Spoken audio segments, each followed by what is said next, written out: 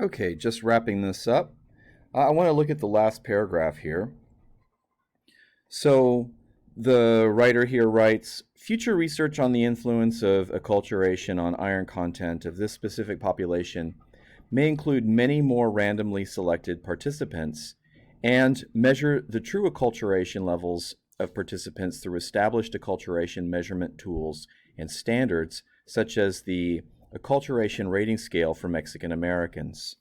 Now, this is important because what this person is saying is that I've made some I see the shortcomings in my study here, and I know what needs to be done, and I'm going to recommend it here.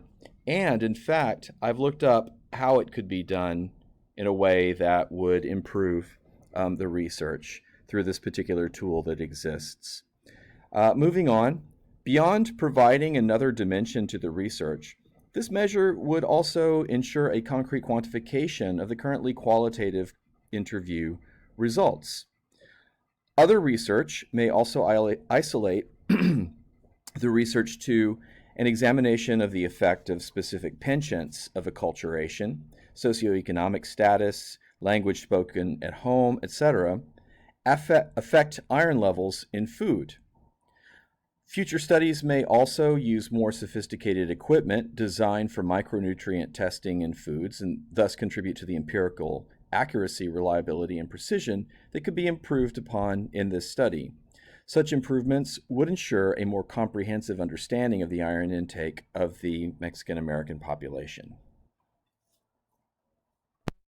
So what the student has done is very closely examined the weaknesses and seen how what the next logical steps are in moving the research about this issue forward. So, the fact that this person didn't use the acculturation rating scale for Mexican Americans is acknowledged here.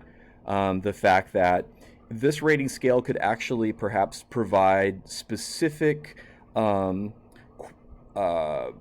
data about the penchants of acculturation.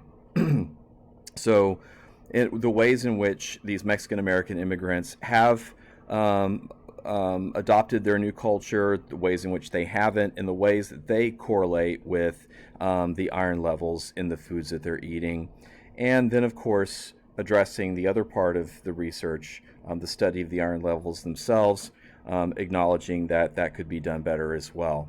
So overall, this is a much deeper analysis of what this means, the new findings, and how they could be improved and where they could go next than you saw here, obviously, in the 3, which the student pretty much just blew off that aspect of the paper itself. The 4, which did it, I mean, there's definitely acknowledgement of the weaknesses here, and the student is pretty precise about the weaknesses here, but it just seems to be missing as far as, well, what specifically could we do? Where could we go with that? And what would also be nice would be, well, why might we go there?